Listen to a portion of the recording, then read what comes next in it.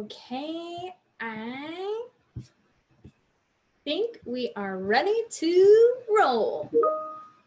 We are on. Hi, everybody. It's me, Hartley Logic from Ultradent Products, and we are here with Dr. Sharon Parson. Say hello, Miss Sharon.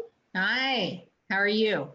Doing so awesome. You know, it's Tuesday. I don't feel like I'm getting new news every hour. Now it's at least every 24 hours, you know.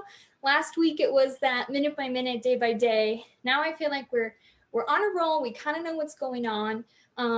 How's it in Ohio? We still are getting news more than just once a day. More than once a day? Yeah, well, from the governor, we get it at least once a day, and the person in charge of the health department. In the dental world, I am getting bombarded with questions hourly. I'm president of the Ohio Dental Association, for those of you who didn't know. And yesterday we did a Facebook Live from the Ohio Dental Association to try to address issues for our members. But yeah, we were on, first we were on a suggested emergencies only basis. Then it was an ordered emergencies only basis. So people had a lot of questions. They weren't really sure what that meant. So I felt it was my duty to write a letter to try to explain some of this and try to clear some things up. Right. And then not being on a lot of social media outlets, I was not real sure what people were talking about when they kept saying, oh, you know, so-and-so from California or so-and-so from Texas, they were talking about you. And I couldn't figure out what that was, you know, what all the hoopla was about. So, you know. Right, and if you're on social media right now, you might have heard of Dr. Parson through social media, and she did tell me a funny story before we got on, and I feel like you should definitely share that. Well, Melanie actually copied comments from one of the Facebook groups, dental Facebook groups, and sent it to me because I didn't know what she was talking about. And in going through some of the comments, I was just floored at how much, I guess, interest it generated. And I wasn't sure what some of it meant. So my son, who's 30, I had to ask him a question, and, you know, he laughed because, you know, I said, Michael, somebody called me a baller. Is that a good thing or a bad thing? So it's been a learning experience. That's awesome. So let's kind of talk about this letter. What did you write? You wrote it out to all of the dentists and the Association for Ohio specifically. Right. I did. Do you want me to read it or explain it? Or? Let's go through and read it. All right. Dear colleagues, when I first heard about a disease in China that had shut down a city, I didn't think about this being a global viral pandemic and impacting my life and my business. That is because my knowledge of epidemiology is limited. This is a global viral pandemic and public health crisis, and it does impact my life and business. You should have received the state's directive by way of the State Dental Board today. Included in this order is a ban on all non-essential or elective procedures. In treating a patient's emergent issue, we have or should have the best knowledge as to what treatment is necessary to keep that patient from pain or impending problems. Many of you claim to be confused about this. I will try to clarify to the best of my ability. Also, some of you have expressed outrage that dentists were picked on because we were addressed first. We're not being picked on. As I understand it, this virus is much more contagious than influenza. The fatality rate is higher, and there's no vaccine as of yet. You may not be in a high-risk category. However, if you or one of your staff become a carrier, you can potentially spread this virus to those that are at high risk. As a pandemic, people are going to die. Our hospitals are going to be taxed. It is our obligation to do our part to keep this virus contained as much as possible. Also, any excess PPE, personal protective equipment, should be donated to your local emergency management agency. In fact, some of you have already stepped up and donated. That makes me very proud.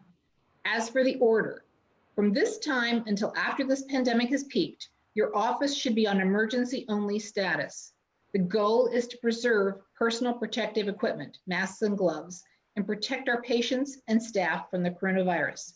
No cleanings or prophies should be performed on patients that do not have an emergent periodontal problem. Do not start any crowns, fillings, etc., unless it's the only way to relieve pain. Do not treat orthodontic cases unless it is an emergency. Do not do any cosmetic procedures. Do not treat those patients in high-risk categories, period. Many of you seem confused about recommendations versus mandates. With today's order, these are mandates. The health of your community is at stake. Many of you seem confused about what procedures were permitted. Hopefully, what I have outlined above will help. For those of you that have stepped up that first day and placed your offices in emergency-only mode, thank you. You make me proud to be your president. For those of you that were confused up to this point, please comply with the above immediately. And for those few who have boldly stated on social media that you have no intention of complying or are using this crisis as a way to lure patients to your practice from other practices that are complying, stop and desist immediately. Not only are you keeping me up at night, you're putting people's lives at risk. I've been asked if I'm afraid of the financial implications of all this. The answer is yes, I am. In fact, it keeps me up at night. However, I'm much more afraid of the lives lost. Having lost my son not long ago, I'm painfully aware of how devastating this can be for families. We at the Ohio Dental Association are in the process of acquiring information to share with you for both you and your staff in regard to how to navigate the financial loss. We are in a position to be leaders in this crisis. Regardless of our fears, we need to step up and put the welfare of our patients and staff, as well as the citizens of Ohio, above all else. This pandemic may well be a once-in-a-lifetime event. Hopefully it is. Our actions will be noted and remembered. Please let them remember us as heroes, not villains. This is a fluid situation that changes almost daily. We at the Ohio Dental Association will do our best to update you as we receive information. The ODA has a webpage, and please be diligent and we'll navigate these troubling times together as safely as possible. So that was my letter. When did you send that again? Pardon? When did you send it again? When did I send it? I sent it last week. Last week. Last week. Whatever day it was, Wednesday, last Wednesday. So from Wednesday till today, that's almost a full week. There's definitely been a lot of change. I know on Wednesday, you even talked about the elephant in the room. Yes, the people that were not closing and that were continuing to see patients. And, you know, I mean, I saw things on social media that people sent me where they were saying, you know, to patients, hey, if your dental office is closed, we care about patients at our office and we're here to see you and we could even clean your teeth today. And I was mad. I wrote that after I slept on it because it would have been a lot more sharply worded had I done it originally. Good job. Yeah, that's one of the hard things is you sent that on Wednesday. Things were changing. It was a recommendation. Now it's a mandate. I feel like each state's association they still are not all on the same page with everything. And no, they're not. I'm just trying to get out as much positive information and also work together as a team. So for those offices that were kind of choosing to poach their patients, this isn't a time to kind of go after each other. If this is a time that we all have to work together to figure out the best possible case scenario, and who knows, maybe there's a doctor down the road that needs your help with something. There's medical offices down the road that need your PPE for right now. I know that my cousin is an ER doctor in Florida, and she is begging for masks from all over the place. Because they don't have any, they ran out, which means they can't treat patients. And as much as our patients are needed right now as well, they need to keep these patients alive. Absolutely. One of my hygienists has a daughter who works in a hospital here in town, and she works on the COVID floor. They are so low on masks that she had one mask a day. So I supplied her with masks. I supplied another employee's son who is a physical therapist with masks because they didn't have anything. They were working without. So, it's just important that, you have to look at the big picture. And like I said, I really think that once the dust settles and this has peaked and this pandemic has passed, I think our actions as a profession are going to be remembered. And I think we really need to rise up and do the right thing and be remembered as being our best selves. Being our best selves. That's perfect. And oral health is connected to whole body health, which Yes, is everything that we do in dentistry. Everybody at Ultradent who's watching this, if you have any questions, please feel free to drop them in the comments below. Also say hello, drop an emoji. We've got that tooth emoji now, and I heard that there's a toothbrush one coming out soon. So hopefully they will do that, sooner than later right now. Is there anything else that you wanted to share with us today? I just think we all need to stay connected, reach out to people, help each other. Everyone is scared. I mean, that's what I hear. Everyone is really scared about their finances. So what I would advise people to do, and it's what I've done, is, first, if you're a dentist, talk to your staff, make them aware of what's going on. Right away, I made the decision to lay off my staff so they could immediately qualify for unemployment. I have more than one dentist in my office. So, two of us dentists can go in and see an emergency. And that way, an assistant doesn't have to go in, and it keeps them safe. And, it also lets them draw the maximum amount of unemployment. Also, financial institutions are available to work with you. Banks don't want to own a dental office. They're not dentists. It's more beneficial for them to keep you in business. So if you contact your lender, whether you have a student loan, whether you're a practicing dentist and you have a mortgage on your building, they're willing to work with you. Just call and do that. And that really helps to allay some of your fears. Yeah, at least some of them, at least, Some of them. Some of them yeah, right now. Right. Absolutely. Oh, and one of the, another little tidbit, I just got something from, a little tidbit.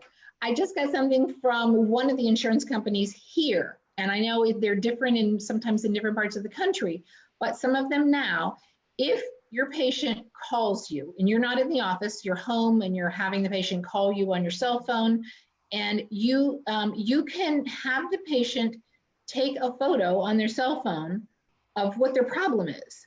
Interesting. They can text it or email it to you. You can make a diagnosis. I mean, you can say, oh my gosh, that's a chipped tooth. I think, you'll be okay. We can get you back in the office. Or you can say, oh my God, that you need to see the endodontist. And if you don't personally do emails, make sure that you have, what specialists are open and willing to see your emergencies. So you can triage with your cell phone. Interesting. Kind of like a teledentistry thing. And a lot of the insurance companies are allowing you to send in the 140 code, which is an emergency exam. Right. You have done that way, and they will cover it.